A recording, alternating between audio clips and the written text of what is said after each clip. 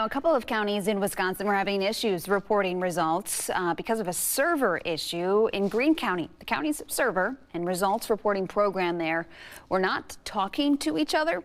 Officials are going to manually get and upload these results, we're learning. So officials there say unofficial results may not be available until sometime today. The Milwaukee clerk's office also had an issue getting 28,000 absentee ballots. It caused an hour delay, and officials had to re-download the data from those voting machines.